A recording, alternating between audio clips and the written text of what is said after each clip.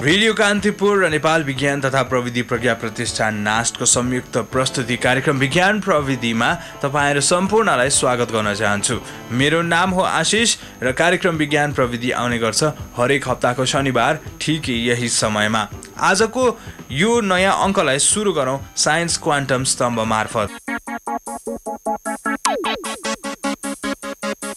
आजको science quantum स्तम्भमा म कुरा गर्न जाँदैछु मानव मस्तिष्कलाई चुस्त बनाउन वैज्ञानिकहरूले गरेका एक अनुसन्धानको बारेमा। एक अनुसन्धानले देखाएको छ श्रोता कि मानव मस्तिष्कलाई सही अनुपात र सही समयमा विद्युतीय तरङ्गले तरङ्गित गरेमा सम्झिन सक्ने क्षमतामा वृद्धि हुन्छ। छारे रोग लागेका बिरामीहरूमाथि गरिएको एक प्रयोगले यस्तो तरिकाबाट एल्जाइमर्स रोगबाट सम्झना शक्ति गुमाएका बिरामीहरूको उपचार गर्न सक्ने सम्भावना देखाएको छ। प्रयोगमा 150 जना छारे रोगका बिरामीहरूको मस्तिष्कमा इलेक्ट्रोडहरू इम्प्लान्ट गरिएको थियो, जुन छारे रोगको उपचारमा गरिँदै आएको विधि हो।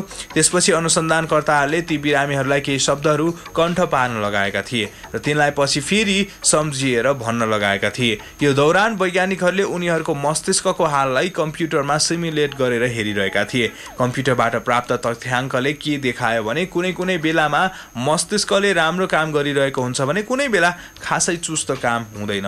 वैज्ञानिकहरूले फेरि शब्द सिक्ने र भन्ने कार्य दोहोऱ्याए, तर यो पटक मस्तिष्कमा इम्प्लान्ट गरिएको इलेक्ट्रोडहरू मार्फत विद्युतीय तरङ्ग पनि मस्तिष्कमा पठाए। यो प्रयोगको नतिजा दुई थरीको देखियो। कसैको मस्तिष्कले अझ राम्रो काम गरेको थियो भने कसैको झन अझै नराम्रो काम गरेको देखियो। यस पछाडि वैज्ञानिकहरूको बुझाइ के रह्यो भने मस्तिष्कले राम्रो काम गरिरहेको अवधिमा विद्युतीय तरङ्ग पठाउँदा मस्तिष्कले झन नराम्रो काम गर्ने रहेछ, तर मस्तिष्क सुस्त भएको बेलामा भने यसो गर्दा त्यसले सकारात्मक नतिजा देखाउने रहेछ। लगभग सुस्त दिमागलाई यो तरिकाले 13% सम्म चुस्त बनाउन सकिने देखिएको थियो। अब वैज्ञानिकहरू यस्तो प्रविधिको विकासमा लागि परेका छन् जसले दिमागी स्थितिलाई बुझी दिमाग कति बेला सुस्त र कति बेला चुस्त हुन्छ भन्ने पत्ता लगाओस्। तर यो अनुसन्धान एकदमै प्रारम्भिक चरणमा छ श्रोता। यसमा अझै काम हुन बाँकी छ, तर भविष्य भने उज्यालो देखिन्छ। यो सँगै साइन्स क्वान्टम स्तम्भ आजलाई यही समाप्त हुन्छ। लागौं कार्यक्रम विज्ञान प्रविधिको दोस्रो भागतर्फ। साइन्स क्वान्टम पछिको अर्को स्तम्भ विज्ञान र वैज्ञानिकका कुरामा कान्तिपुर एफएम सुन्दै गर्नुभएका सम्पूर्ण श्रोताहरूमा म प्रियदर्शनको न्यानो नमस्कार। हरेक शनिबार बिहान ठिक यसै समयमा प्रसारण हुने यो विज्ञान प्रविधि रेडियो कार्यक्रम नेपाल विज्ञान तथा प्रविधि प्रज्ञा प्रतिष्ठान नास्ट र कान्तिपुर एफएमको संयुक्त प्रयासमा सञ्चालित कार्यक्रम हो। विज्ञान र वैज्ञानिकका कुरामा आज हामीले नमुना वैज्ञानिक गाउँबारे एउटा छोटो जानकारी र वर्ल्ड डिएनए डे सम्बन्धी एउटा रिपोर्ट लिएर आएका छौँ।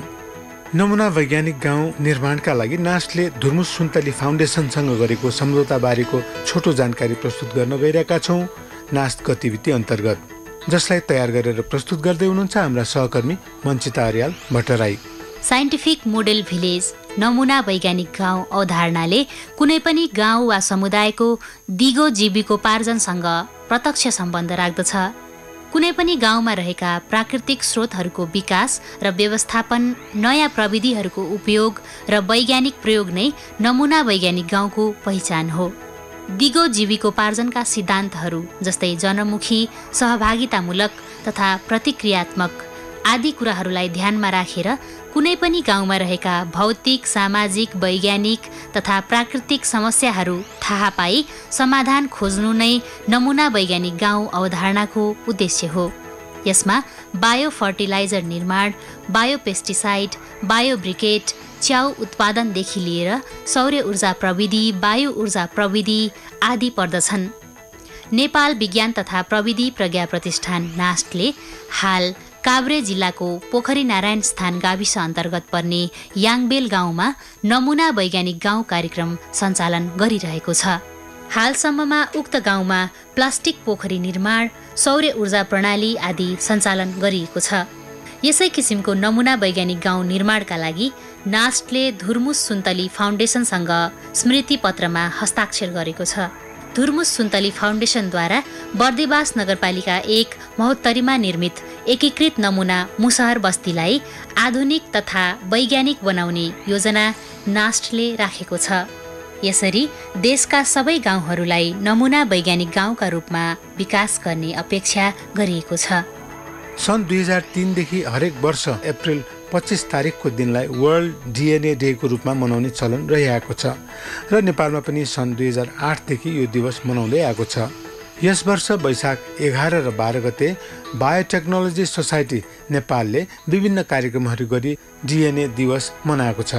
यो डिएनए दिवस सम्बन्धीको रिपोर्ट तयार गरेर प्रस्तुत गर्दै हुनुहुन्छ पुनः एकपटक हाम्रा सहकर्मी मञ्चिता अर्याल भट्टराई। कुनै पनि सजीवको कोषभित्र न्युक्लियसमा डिएनए रहेको हुन्छ, जसभित्र दोहोरो स्प्रिङ आकारमा न्युक्लियोटाइड्सहरू रहेका हुन्छन्। डिएनए तथा आरएनए अणुहरूको माध्यमबाट नै मातृकोषहरूबाट सन्ततिहरूमा वंशाणुगत गुणहरू सर्ने गर्दछन्। आजको जैविक प्रविधिको युगमा डिएनए प्रविधिको उपयोग कृषि, खाद्य, वातावरण, चिकित्सा क्षेत्र लगायत विधि विज्ञान, अपराध अनुसन्धान, जैविक विविधता संरक्षण, वातावरण प्रदूषण नियन्त्रण आदि विभिन्न क्षेत्रहरूमा हुने गरेको छ।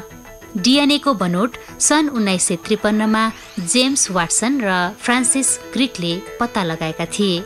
सन् 2003 देखि विश्वभरि अप्रिल 25 तारिकका दिन मनाइने डिएनए डे नेपालमा भने सन् 2008 देखि मनाउन थालिएको हो। सोही अनुरूप डिएनए प्रविधिको महत्त्व विद्यार्थी तथा जनमानसमा बुझाउन यस वर्ष यही वैशाख 11 र 12 गते विभिन्न कार्यक्रमहरू गरी डिएनए दिवस मनाइएको छ। बायोटेक्नोलोजी सोसाइटी नेपालले नेपाल विज्ञान तथा प्रविधि प्रज्ञा प्रतिष्ठान नास्ट, जैविक प्रविधि केन्द्रीय विभाग त्रिभुवन विश्वविद्यालय, काठमाडौँ विश्वविद्यालय आदिको सहकार्यमा गरेको उक्त कार्यक्रम माननीय विज्ञान तथा प्रविधि मन्त्री प्रेम बहादुर सिंहज्यूको प्रमुख आतिथ्यतामा सम्पन्न भएको थियो। Celebrating genomics through awareness linking with society भन्ने नारामा केन्द्रित भई डिएनए डे मनाइएको थियो। कार्यक्रमको प्राविधिक सत्रमा मुख्य प्रवचनहरू भएका थिए, जसमा न्युट्रिजेनोमिक्सका बारेमा प्रवचन गरिएको थियो। न्युट्रिजेनोमिक्स भन्नाले हामीले खाने पौष्टिक तत्त्वहरू र ती तत्त्वहरूले हाम्रो शरीरमा पार्ने प्रभावका बारेमा अनुसन्धान गर्ने विधा हो। जनसङ्ख्या वृद्धिका कारण आगामी दिनहरूमा खाद्यान्न अभावका समस्याहरू बढ्दै जाने हुँदा र जिएमओ प्रविधिमा धेरै विवादहरू रहेकाले टिस्यु कल्चर अर्थात् तन्तु प्रविधिलाई अगाडि बढाउनु जरुरी रहेको विचार प्रस्तुत गरिएको थियो। बिउ नहुने बिरुवाको कृत्रिम बिउ बनाउने, भाइरस नलाग्ने पौष्टिक जातका बिरुवा उत्पादनमा समेत टिस्यु कल्चरको ठूलो योगदान छ। कार्यक्रममा नेपाल कृषि अनुसन्धान परिषदले जैविक प्रविधि प्रयोग गरी महत्त्वपूर्ण बिरुवाका नयाँ जातहरू उत्पादन गरिरहेको बारे प्रस्तुति गरिएको थियो। यस विधिबाट चिसो सुक्खा सहन सक्ने धान, गहुँ आदि बिरुवाका जातहरू निकाल्न सकिने बताइएको थियो। भविष्यको दिगो खाद्य सुरक्षाका लागि हाल रहेका बालीनालीका स्थानीय जातहरूको संरक्षण तथा अनुसन्धान हुनु जरुरी छ। रोगका कीटाणु बीजाणुहरूले एन्टिबायोटिक विरुद्ध प्रतिरोधात्मक शक्ति विकास गरी हाल रोगहरू निको नहुने समस्या बढ्दो छ। यस्तो परिप्रेक्ष्यमा ब्याक्टेरियालाई संक्रमित पार्न सक्ने भाइरस अर्थात् ब्याक्टेरियोफेजहरूलाई प्रयोग गर्न सकिने सम्भाव्यताबारे चर्चा गरिएको थियो। त्यसैगरी सिकल सेल डिजिज, जसमा राता रक्तकोषको आकार साबिकको भन्दा फरक हुने गर्दछ, नेपालको थारू समुदायमा देखा परेको यो वंशाणुगत रोगको पहिचान डिएनए प्रविधिकै माध्यमबाट सम्भव छ। प्रियोन डिजिज जस्तो औषधि तथा उपचार नरहेको रोगहरूको लागि बिरुवाबाट एन्टिप्रियोन कम्पाउन्ड निकाल्ने बारे गरिएका अनुसन्धानहरू प्रस्तुत गरिएका थिए। नेपालको उन्नति र विकासका लागि कृषि क्षेत्रमा विश्वमा भइरहेका नयाँ प्रविधिहरू अपनाउनु जरुरी छ। विश्वमा कुल खाद्यान्न मध्ये 1/3 खाद्यान्न खेर जाने गर्दछ। खाद्यान्नलाई खेर जान नदिन तरकारी, फलफूल तथा माछा मासु आदिलाई सुकाएर राख्ने र चिस्याएर लामो समयसम्म प्रयोग गर्नु जरुरी रहेको बारे प्रस्तुति गरिएको थियो। त्यसैगरी रोहु माछाका भुराहरूमा लप्सीको प्रयोग गरिएको दाना दिँदा तिनीहरूको लम्बाइमा भएको वृद्धि बारेको अनुसन्धान बारे पनि प्रस्तुति गरिएको थियो। कार्यक्रममा डिएनए मोडेल प्रदर्शनी, पोस्टर प्रस्तुति तथा डिएनए प्रविधिसँग सम्बन्धित विभिन्न स्टलहरू राखिएका थिए। उक्त कार्यक्रममा मानव साङ्लोद्वारा DNA को आकार बनाउनुका साथै निबन्ध प्रतियोगिता, चित्रकला प्रतियोगिता आदि पनि प्रदर्शन गरिएका थिए। दोस्रो भागको अन्त्यसँगै पालो भएको छ कार्यक्रम विज्ञान प्रविधिमा व्यावहारिक विश्रामपछि पुनः उपस्थित हुने नै छु म आशिष। कार्यक्रमको बाँकीको भाग लिएर रेडियो कान्तिपुर सुन्दै रहनुहोला। नेपाल विज्ञान तथा प्रविधि प्रज्ञा प्रतिष्ठान नास्ट र रेडियो कान्तिपुरद्वारा संयुक्त रूपमा प्रस्तुत कार्यक्रम विज्ञान प्रविधिमा पुनः स्वागत गर्न चाहन्छु व्यापारिक विश्रामपछि। कार्यक्रममा अब पालो भएको छ लाग्ने हाम्रो अन्तिम भागतर्फ। यस विज्ञान प्रविधि रेडियो कार्यक्रममा आजको अन्तिम स्तम्भ रहेको छ तपाईहरूले नै पठाउनुभएका प्रश्नहरूको उत्तर दिने स्तम्भ, तपाईहरूका प्रश्न र हाम्रो उत्तर। आज तपाईहरूका प्रश्नहरू लिएर आउँदै हुनुहुन्छ मञ्चिता अर्याल भट्टराईले र ती प्रश्नका उत्तरहरू प्रस्तुत गर्दै हुनुहुन्छ लिपिका कर्मचार्यले। यस प्रश्न उत्तर स्तम्भमा पहिलो प्रश्न हामीलाई प्राप्त भएको छ चिरञ्जीवी पन्तजीको र उहाँको ठेगाना रहेको छ 0 किलो काभ्रे र उहाँ सोध्नुहुन्छ सिस्नुले किन पोल्छ? 0 किलो काभ्रेका श्रोता चिरञ्जीवी पन्तज्यू, सिस्नुलाई छुनु हुँदैन, तिनले हामीलाई पोल्ने डर हुन्छ।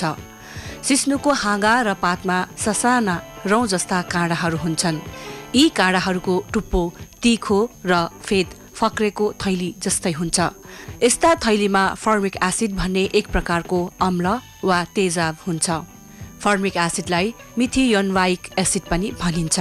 हलुको ढङ्गले मात्र छोयो भने पनि काँडाको टुप्पो हाम्रो छालामा छिर्छ, काँडा भाँचिन्छ र हाम्रो छालामा टाँसिएर आउँछ।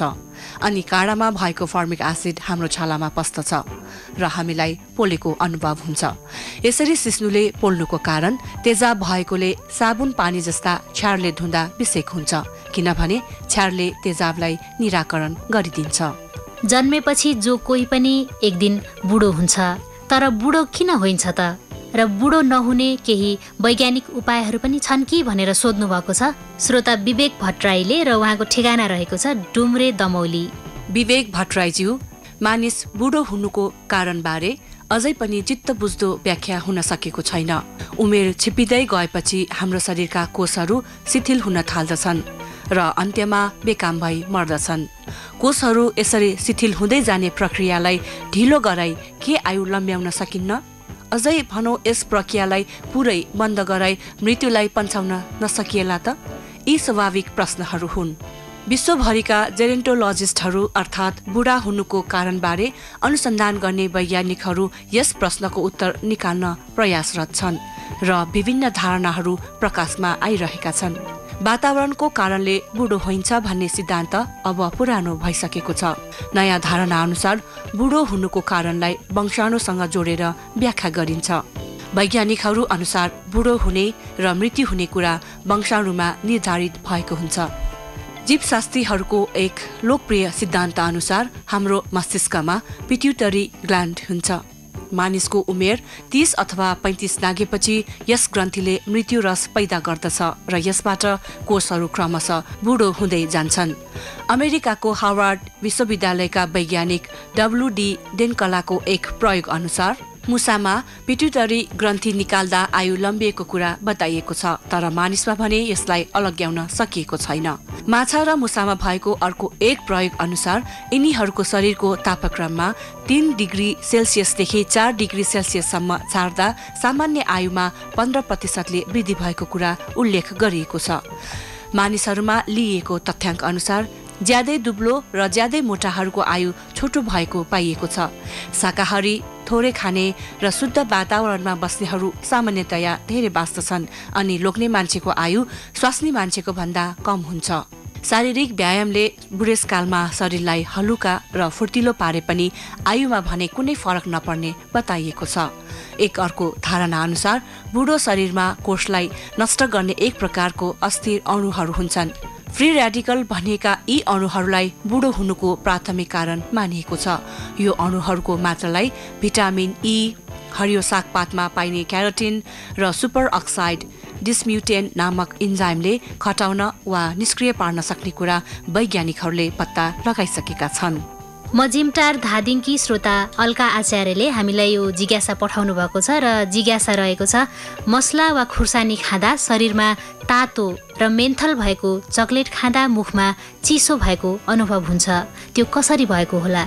मजिमटारकी अल्का आचार्यज्यू, मसला भएका खानेकुराले हाम्रो छालामा रहेको तापप्रति प्रतिक्रिया गर्ने पोलिमोडल नोसिसेप्टर्स नामक रिसेप्टरहरूलाई उत्तेजित गर्दछ र निश्चित रासायनिक प्रभावहरूप्रति प्रतिक्रिया देखाउँदछन्। खुर्सानी, मरिच जस्ता खाद्यवस्तुमा निहित रसायनहरूद्वारा ती रिसेप्टरहरू उत्तेजित हुँदा केन्द्रीय स्नायु प्रणाली पनि भ्रमित हुन जान्छ र स्नायुगत प्रतिक्रिया उत्पन्न हुन्छ। यही प्रतिक्रियाले गर्दा मुटुको धड्कन बढ्न जान्छ र धमनीहरू उत्तेजित हुने र त्यसमा रगतको बहाव बढ्न जान्छ। सम्भवतः विविध प्रकारका उत्तेजना ग्रहण गरेका आधारमा मस्तिष्कले निर्णय गर्ने गर्दछ। रिसेप्टरहरूमा हुने उत्तेजना एक्लैले तापमानको खतरापूर्ण अवस्थालाई संकेत गर्न सक्दछ, तर खुर्सानीमा निहित रसायन क्याप्साइसिन पनि तापमानको अलिकति बढ्दो अवस्थामा मात्र प्रतिक्रिया गर्ने स्नायुलाई उत्तेजित पार्न सामर्थ्य हुन्छ र अलिकति न्यानोपनको संवेदना उत्पन्न हुन्छ। क्याप्साइसिनको संवेदनाले दुई प्रकारका सूचना मस्तिष्कमा पुग्दछ, पहिले तीव्र उत्तेजना र दोस्रो न्यानोको आवाज।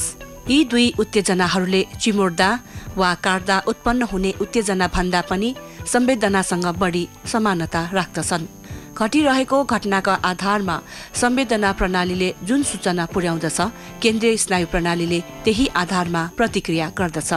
दुखाइ र न्यानोपनबाट उत्पन्न सक्रियताका आधारमा स्नायु रेसाहरूले ताप अनुभव हुने तथा पसिना आउने जस्ता भौतिक प्रतिक्रिया र संवेदनाहरू उत्पन्न गर्दछन्। मसलायुक्त खानेकुरा खाँदाको अनुभव हुने पिरोपन स्वादकै एउटा रूप हो भन्ने धेरै मानिसहरूको विचार छ। यथार्थमा दुई भिन्न प्रकारका संवेदनागत अनुभवहरू यससँग सम्बन्धित छन्। तिनले जिब्रोलाई त्यही तरिकाले प्रेरित गर्दछन्, तर क्याप्साइसिनले उत्पन्न गरेको उत्तेजना प्रणाली शरीरको चारैतिर फैलिन्छ र शरीरभरि तापको प्रभाव अनुभव हुन्छ। छालाको स्नायुमा त्यस्तै तापीय उत्तेजना उत्पन्न गर्ने यौगिकहरू पनि हुन्छन्। त्यसैगरी मेन्थलले रक्त धमनीहरूलाई संकुचित गर्ने गर्दछ र सम्भवतः अतिरिक्त ताप कम हुन गई चिसो भएको अनुभव हुन्छ। तपाईहरूले मेन्थलयुक्त चकलेट खानु भएकै होला।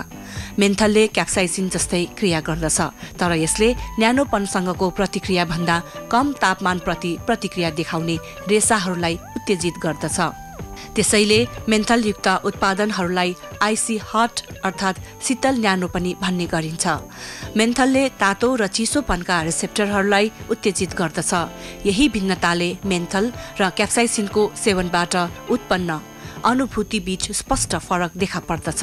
क्याप्साइसिन र मेन्थलले उत्पन्न गर्ने संवेदना विरुद्ध उभिन मानिसको वाहक अर्थात् रिसेप्टर अव्यस्त वा अनुकूल छैन। त्यसैले हामीलाई दुवै पदार्थ सेवन गरेको स्थितिमा पिरो वा शीतलताको अनुभूति हुने हुन्छ। आजभोलि पानी पर्ने मौसम भएकोले होला श्रोता कविता कटुवालले कावासोती नवलपरासीबाट सोध्नु भएको छ, पुतलीहरू पानी परेका बेलामा कहाँ जान्छन्? कावासोती नवलपरासीकी कविता कटुवालज्यू, कल्पना गर्नुहोस् त एउटा मोनार्क पुतली पुष्परस अथवा प्रणयका लागि जुलाई महिनाको आर्द्र वातावरणमा उडिरहेको छ। त्यतिकैमा हावा सँगसँगै पानीका थोपाहरू सर्वत्र झर्न थाल्दछन् र मोनार्क पुतलीका लागि यो साधारण तुच्छ वा नगन्ने कुरा होइन। तैपनि पानीको थोपा मोनार्क पुतलीमाथि खस्नु भनेको फागु पूर्णिमा वा होलीमा तपाईँ हामीलाई पानी भरेको बेलुनले लाग्नु जस्तै हो। तर भारी वर्षाका बेला ठूला साना पुतलीहरू एकदमै कम देखिन्छन् वा देखिँदैनन्। साना पुतलीहरूका लागि वर्षा घातक पनि हुन सक्दछ। त्यति बेला वातावरणमा कम तापमानका कारणले पुतलीहरू उड्नका लागि असहज अनुभव गर्दछन्। उडानको तयार गर्ने क्रममा यी वायु एक्रोब्याट्सहरूले आफ्ना पखेटा सूर्यको प्रकाशमा फैलाउँछन्, जसले यिनलाई उड्नका लागि सहयोगी मांसपेशी अर्थात् फ्लाइट मसललाई न्यानो पार्न मद्दत गर्दछ। बादल लागेका बेला पखेटाका लागि आवश्यक सौर्य विकिरण सीमित मात्रामा मात्र प्राप्त हुन्छ। अत यिनीहरूका लागि वर्षा घातक हुने हुनाले हावा र पानीका थोपाहरूको अनवरत आघातपछि यिनीहरू आफ्ना लागि अनुपयुक्त अथवा प्रतिकूल वातावरणमा पनि खस्ने सम्भावना रहन्छ भने त्यहाँ कम तापमानका कारण फेरि उड्ने सम्भावना पनि नगर्ने हुने हुन्छ अनि खस्ता कीटभक्षी जीवहरूको आहारा बन्ने सम्भावना पनि उत्तिकै हुन्छ। त्यसैले जब आकाशमा कालीमा फैलिन थाल्दछ अर्थात् दिन राततर्फ उन्मुख हुन्छ, पुतलीहरू आफ्ना लागि बास खोज्न थाल्दछन् र सूर्यास्तको 1 वा 2 घण्टाभित्र पुतलीहरू आफ्ना लागि सुरक्षित विश्राम स्थलमा पुगिसकेका हुन्छन्।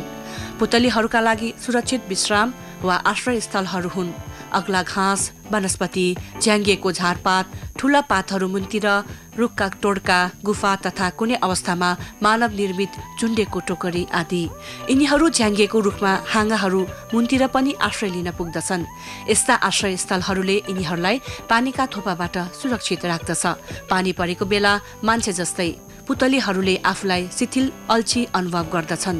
अत वर्षाका लामा दिनहरूमा कम तापमानका कारण कीटभक्षी जीवहरूको आहारा बन्नबाट जोगिनका लागि पुतलीहरू सुरक्षित स्थानमा आश्रित रहेका हुन्छन् अनि झलमल्ल घाम लागेको केही क्षणमै यिनीहरू उड्न र प्रणय क्रियामा व्यस्त हुन थाल्दछन्। त्यसैले पानी परेको बेला तपाईहरू पनि सुरक्षित स्थानतिर लाग्नुहोस् अनि घाम झलाक्क झुल्किएपछि रङ्गीचङ्गी पुतलीहरू उडेको हेरेर आनन्दित हुनुहोस्। पामे कास्कीकी श्रोता अदिति गुरुङले यो ढुसी सम्बन्धी जिज्ञासा पठाउनु भएको छ र उहाँको जिज्ञासा यस प्रकार छ। ढुसी जन्तु हो वा वनस्पति हो? जीव भए कसरी उत्पत्ति हुन्छ? अदिति गुरुङज्यू, ढुसी जन्तु हो कि वनस्पति हो भन्न एक शब्दमा त्यति सजिलो पक्कै पनि छैन। जन्तु र वनस्पतिहरू भनेर विभिन्न लक्षणहरूको आधारमा छुट्याइएको हुन्छ। वनस्पतिहरूले हरित कणबाट आफ्नो खाना आफै बनाउन सक्दछन्, त्यसैले हरियो देखिएको हो। यी लक्षणहरू ढुसीमा हुँदैनन्, अर्थात् ढुसीले प्रकाश संश्लेषण क्रियाबाट खाना पनि बनाउँदैन र त्यसमा हरित कण पनि हुँदैन, जसले गर्दा हरियो पनि हुँदैन। यस अर्थमा वनस्पति होइन। त्यसै गरी यसमा बिरुवामा हुने किसिमको प्रजनन प्रक्रिया हुने गर्दछ। यस जीवमा बिरुवाको जस्तो कोशीय विकास भएको हुन्छ। त्यसै गरी यसले प्राणीहरूले जस्तै खाना अन्य जीवबाट वा सडै गलेका वस्तुहरूबाट प्राप्त गर्ने गर्दछ। यस अर्थमा हेर्दा ढुसीलाई प्राणी वा वनस्पतिमा नराखी छुट्टै राखिएको पाइन्छ। तर मुख्य 2 भागमा वर्गीकरण गर्दा भने ढुसीका धेरै लक्षणहरू वनस्पतिसँग मिल्ने भएकोले वनस्पति वर्गमा नै राखिएको हुन्छ। जसरी जनावरहरू कुनैले घाँस मात्र खान्छन् त कुनैले अरू जनावरहरू खान्छन्, त्यसै गरी ढुसीहरू पनि विभिन्न किसिमका हुन्छन्। कुनै परजीवी हुन्छन् त कुनै मृत परजीवीमा निर्भर रहने मृतपोजीवी हुन्छन्। सडै गलेका वस्तुमा हुने ढुसीलाई मृत्यु परजीवी भनिन्छ भने मान्छेको शरीरमा संक्रमण गर्ने ढुसी परजीवी हुन्। सडै गलेका वस्तुमा पाइने ढुसी र मान्छेको शरीरमा संक्रमण गर्ने ढुसी 2 फरक किसिमका हुन्छन्। त्यसैले ढुसी उम्रने ठाउँ र प्रकृति अनुसार फरक हुन्छ। अरू जीवको शरीर वा भाग बाहिर उम्रने जरीजीवी ढुसी पनि हुन्छ, जस्तै यार्सा गुम्बा। यो एउटा इक्टोप्यारासाइट हो भने मानिसको शरीरभित्र संक्रमण गराउने ढुसी चाहिँ इन्डोप्यारासाइट हो। आफ्ना सल्लाह सुझाव जिज्ञासा प्रतिक्रिया लेखेर पठाउन सक्नुहुन्छ। पत्र प्रेषित गर्नको लागि कार्यक्रमको ठेगाना हो कार्यक्रम विज्ञान प्रविधि, पोस्ट बक्स नम्बर 3323। अर्को हप्ता शनिबार नयाँ अङ्कका साथ आशिष पुनः उपस्थित हुने बाचा गर्दै यो अङ्कबाट बिदा माग्न चाहन्छु। नमस्कार।